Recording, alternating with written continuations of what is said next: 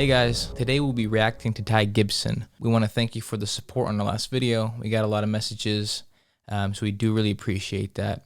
With that being said, enjoy the video. Things that we think are, so this is our situation as a people. In our current state, Adventism offers no mind-blowing attraction to the world's 8 billion people. Let's just be honest. We're not. So, Ty, in this clip earlier on, if any of you watching would like to go back, you can find this at the Urban Ministry Network, GTHR Network channel. But he starts off, and I agree with him, the church, Adventist Church, is a dying church. So we know more people, the people that come in, there's more people that leave than come in. I think Africa and South America are the two areas the church is growing. He's saying here that we offer, in our current state, Adventism offers no mind-blowing attraction to the world's 8 billion inhabitants. He's saying we're not relevant, and we don't have this attractive message, and we're not, we're just getting into debates, and we're not unified, and things like that. The problem is, and this is the truth, and this comes from the great controversy, the gospel never exists with institutionalism. Adventism has become an institution, meaning, and this is the example I like to use, the positions in the institute equate to God speaking, not laity. That's not true. That's heresy. Would be Catholicism is set up that way. So, or bureaucracy. Do you know can I say where bureaucracy comes from?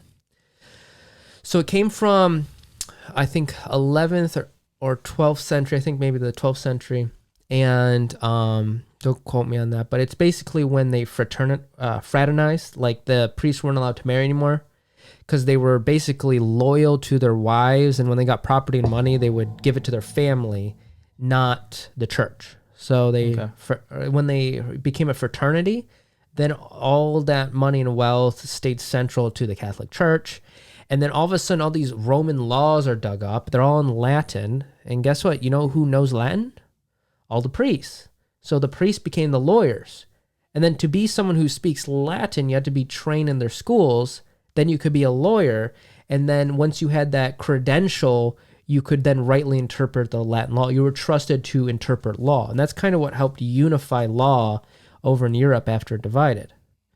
So what happened is you had certain positions through degrees and positions, and you needed that title to be trusted. That's bureaucracy. It's not the person, it's the position and the qualifications that makes them trusted. You see that today, right? Yeah.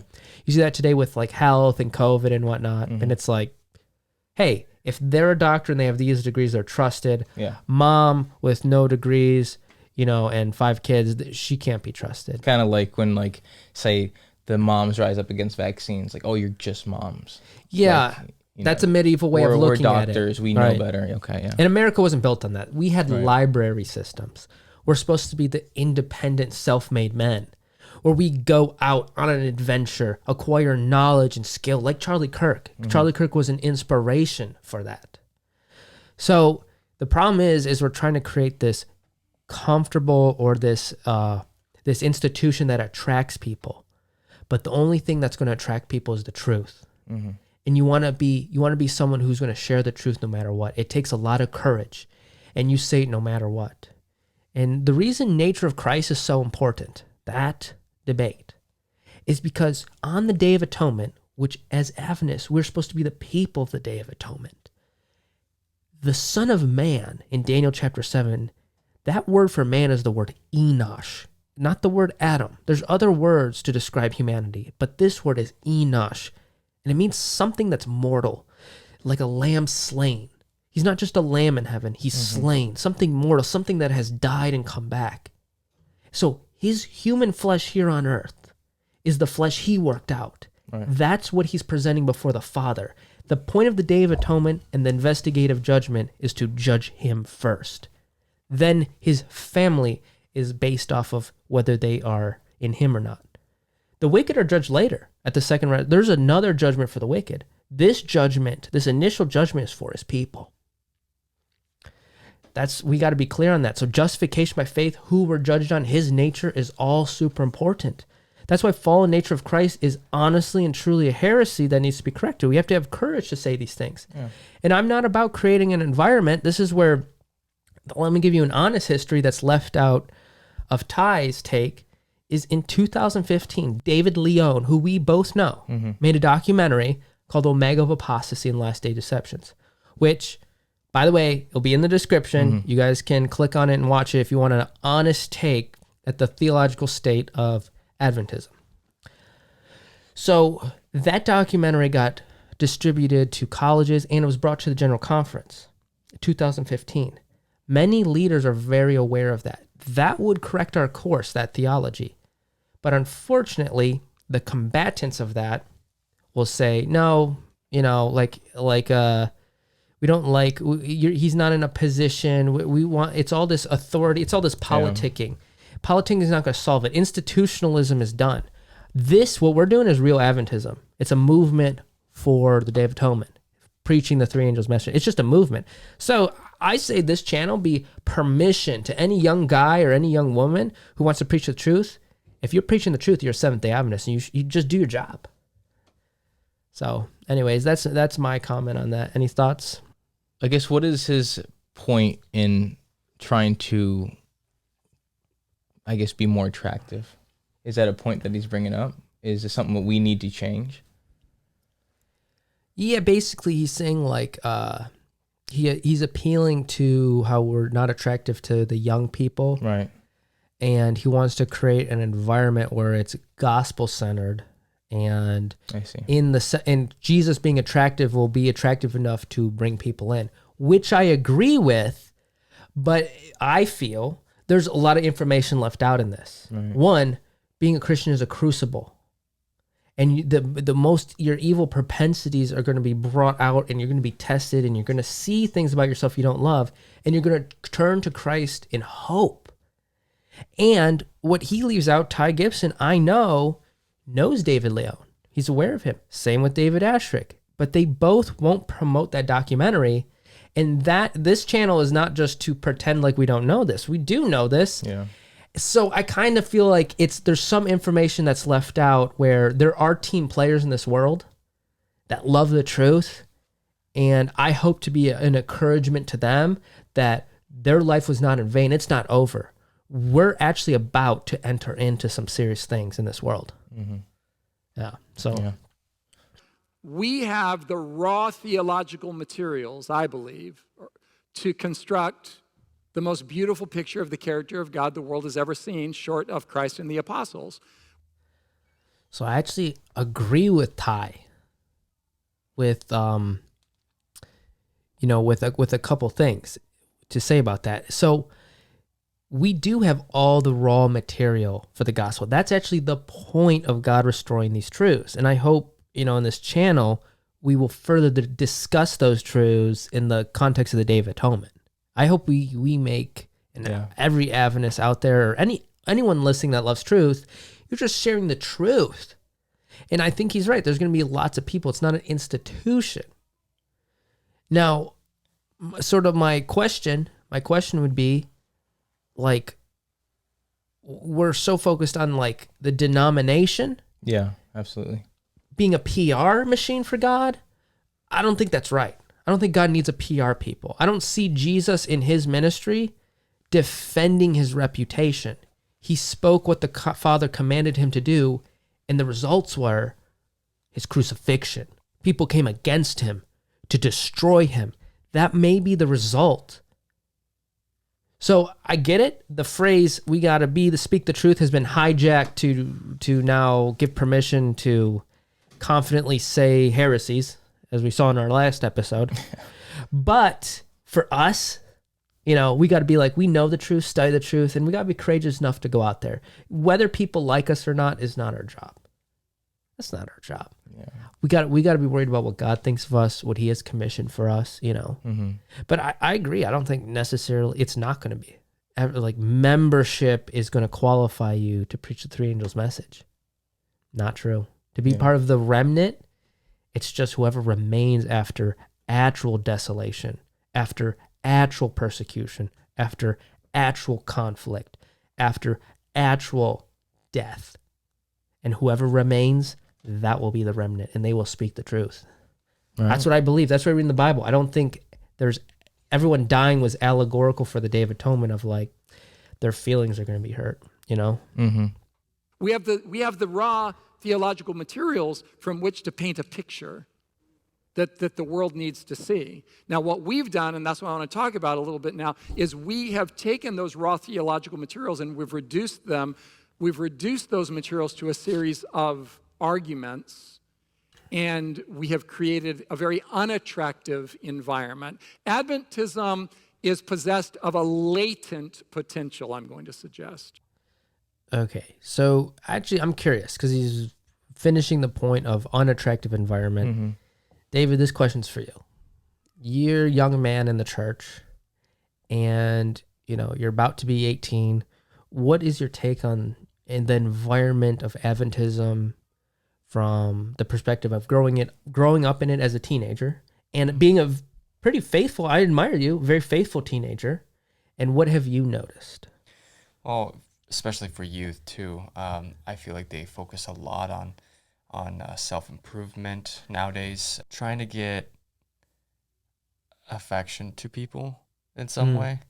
So they tend to always want to prove themselves to others and to think of what other people want them to think of.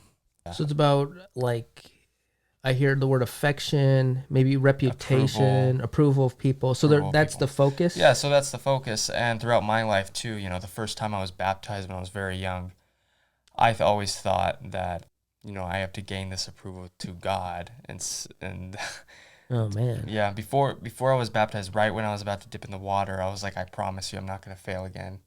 Mm-hmm. And that's just the mindset I have. And when we go through nowadays, like, young people, they need to understand the truth, and these people are perverting it. And but yeah, they don't have good leadership. That's fair. Yeah, I agree. I would have to agree with you. Okay, Eric, question for you now. Mm-hmm. So you're someone who you kind of grew up Adventist, but you became worldly. You left the world, and now you're back. Mm-hmm. And what's your perspective on the environment and what message? Like when you walk away from church, what are you like? What impressions do you walk away with on average? But my perception, I would say, is a lot of theater.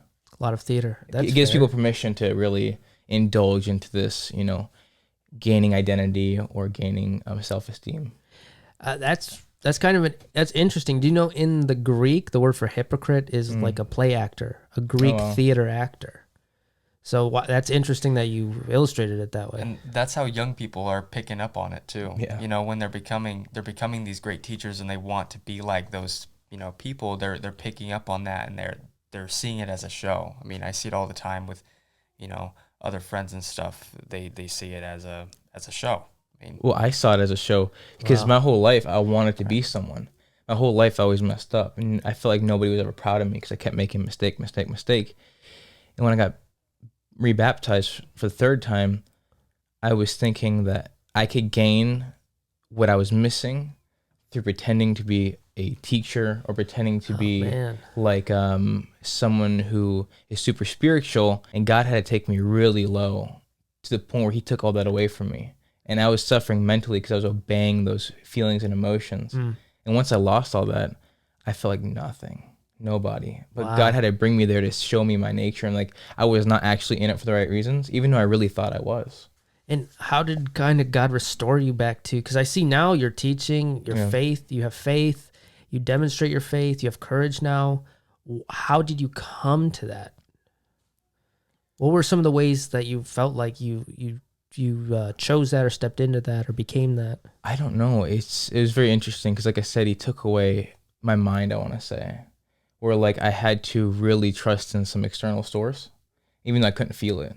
Like I felt like super depressed, heightened anxiety, but it helped me fixate on who Christ was. And although I couldn't feel it and I couldn't experience it, you could say, at some weird emotional level, that helped me overcome my feelings. So I was able to rely, as Christ in the heavenly sanctuary as my high priest. For some reason, I could cling to that idea and I could overcome my feelings. Praise God. Yeah. That's it. That's the journey. Yeah. you know. So I'm glad I know you guys, and I've had similar experiences. Yeah. My journey is very similar to that. Right. David, thank you for your perspective, because that's what this channel is for. Those people, anybody listening, if you relate to that, we want to minister to you. We want to empower you to give this message out. It's not about fame or the great man, or because here, honestly, one of my to just honestly the whole church, it's gonna sound harsh, but it kind of needs to be said, is we honor men so much that it's not legit unless Ty says it. It's not legit unless someone famous in Adventism says it. Like everyone always says, watch Mark Finley, watch this, their favorite teacher, unable to share the truth from their heart on their own. I want to get away from that. I want people to know the truth and have the courage and love for Christ to do it themselves. Right. In a real way, not just saying it. And this is the way. You know, Christ is the way. He's the way as a person. Right. So anyways, the gospel. You're factually correct on some doctrines, and you're spiritually lost with regards to the gospel. So 1852 is the first time that Ellen White, she was very young at this point, and she just said, listen, we're going in the wrong direction. I'm warning y'all. Okay, then in 1863, we became an official denomination. We were incorporated as a, I don't know if they had 501c3 nonprofit corporations back then, whatever it was, whatever the thing was where you become a denomination, presto changeo, we became a denomination in 1863. so yeah, oh, thanks. So that's when we became a denomination in 1863. But the movement existed before, because you had the Millerite movement, and then really all the theologies, even the health message, there's people teaching the health message. It wasn't like Ellen White came up with that either. Right. The spirit of prophecy rested upon Ellen White to confirm truths, to shepherd the flock in the truth. That was her ministry. It was confirming things to get us, rightly directed. So all of this was done because a bunch of people started to study the Bible. Right. And that's what I'm hoping we move back to. Now, can I just speak to Ty here? And you guys tell me if this is fair. Ty, you work with David Ashrick at Light Bearers. David Ashrick was actually a pastor at my church in Troy, Michigan. And so he knows my mom, and he knows people there, and I've met him. And when I was young, and I went to that church.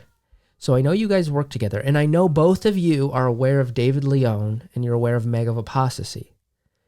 That documentary I have seen, like these theological dilemmas, when solved, really unlock, liberate people to do ministry. Can you guys post that and promote that documentary, and maybe, work together so there can be an actual push for truth? It may cost you a reputation. It may make you unpopular, but I think that there could be something really incredible if we put aside our egos and just all sought the truth together, because we're all going there anyways. That's the idea of repentance. Right. What do you think? Was that fair? Yeah, that's fair. All right.